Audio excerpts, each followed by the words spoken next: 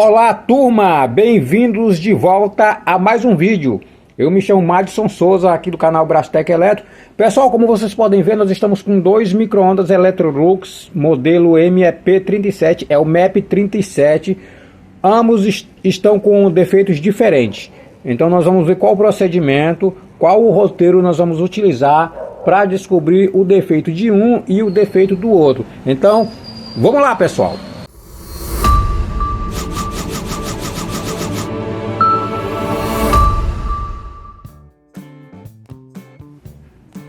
Pois é, pessoal, agora vamos analisar. Olha só, já deixei esse aqui ligado, esse aqui.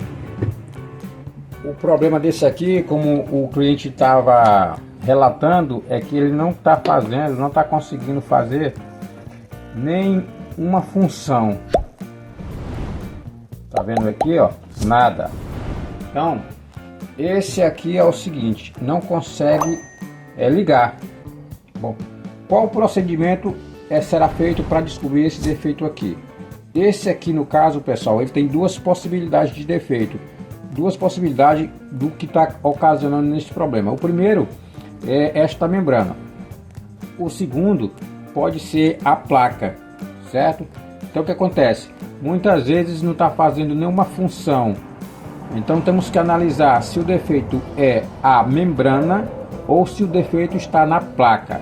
Um dos dois está fazendo com que ele não faça as funções, certo? Qual o procedimento?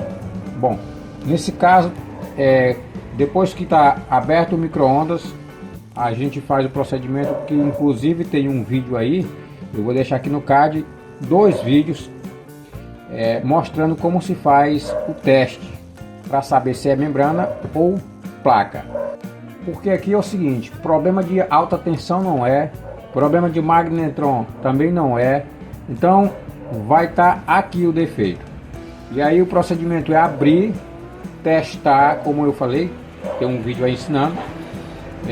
Você vai fazer ele funcionar sem utilizar a membrana, apenas nos terminais onde fica aquele slot onde é encaixado o cabo flat da membrana. Ele sai, a gente tira essa peça aqui, deixa a placa ligada no aparelho e a gente vai fazendo o jump naqueles terminais. Então, se por acaso a gente fizer as funções e ligar o aparelho, o problema vai estar na membrana. Se não fizer, o problema vai estar na placa e possivelmente também possa ser que esteja os dois com problemas, a placa e a membrana. Acontece muitas vezes, então você tem que ter essa percepção, tem que ficar atento a isso para não passar o orçamento errado para o cliente. Vai que você testa o problema que vai estar na placa. Você testou apenas a placa e passou o orçamento. E quando você vai coloca uma placa ou conserta a placa e vai fazer o acionamento do aparelho, observa que a membrana não está funcionando. Aí você já havia passado o orçamento para o cliente e vai ficar chato você chegar para o cliente e dizer que tem mais alguma coisa com problema e terá que acrescentar no conserto o valor, tá certo? Então tem que fazer essa análise primeiro. Se o problema estiver lá na placa, analisar se a membrana está com defeito para substituir logo os dois. Ou ver se o problema é só a membrana para fazer um orçamento para o cliente baseado no valor da membrana mais a mão de obra, certo? Bom, pessoal, agora vamos para o próximo micro-ondas, que é esse outro aqui, ó. Vou ligar ele aqui. Deixa eu desligar ele aqui, ligar o outro. Pessoal, agora nós vamos para esse outro aparelho, que é o mesmo modelo, mas com o defeito diferente. Esse aqui, ele está funcionando todas as teclas, ó, observa aqui, ó.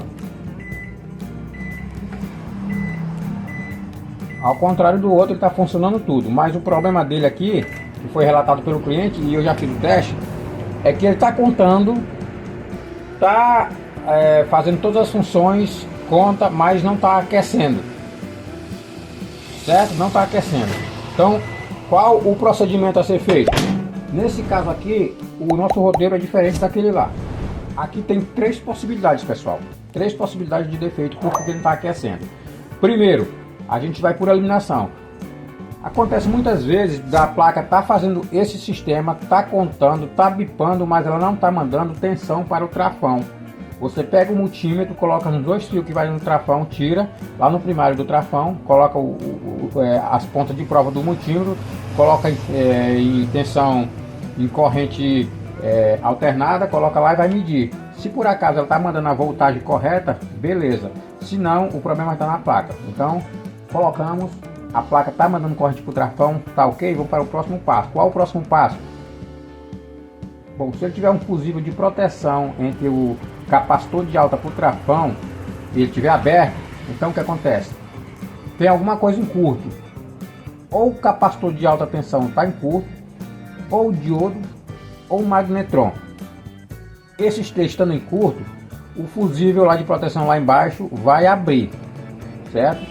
Se por acaso, vamos supor que o travão, que o fusível lá não abriu, tá bacana, mas ele não está aquecendo, é o próximo passo que nós vamos fazer.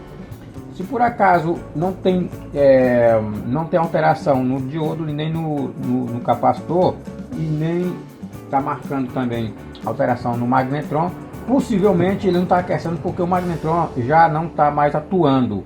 Ele já terminou porque ele, de acordo com o tempo de uso, ele se desgasta e naturalmente ele para de aquecer. Ele não fica em curto, ele apenas para de trabalhar, entendeu? Então no caso aí você liga, coloca o produto aqui, coloca o alimento para fazer o procedimento e não aquece, não esquenta, porque o magnetron não está mais atuando. E aí você vai pegar um outro magnetron e colocar no lugar para fazer esse teste. E se por acaso o fusível estiver aberto, ali, o do travão para o capacitor de alta, é porque talvez a fonte esteja com alguma coisa em curto. Você só substitui ou o diodo, ou o capacitor de alta, ou o próprio magnetron se estiver em curto também, tem que ser substituído. Coloca-se um outro fusível lá de proteção com o mesmo valor, da mesma forma, e ele volta a trabalhar, pessoal. Então a possibilidade é placa, a parte de alta tensão, ou o próprio magnetron, que ele acabou-se a vida útil e será substituído. O vídeo de hoje é só isso, pessoal. Peço para vocês fazerem comentários se tem dúvida. Deixe seu like para fortalecer o canal e para a gente produzir mais vídeo para vocês, tá bom? Muito obrigado, até a próxima e fui!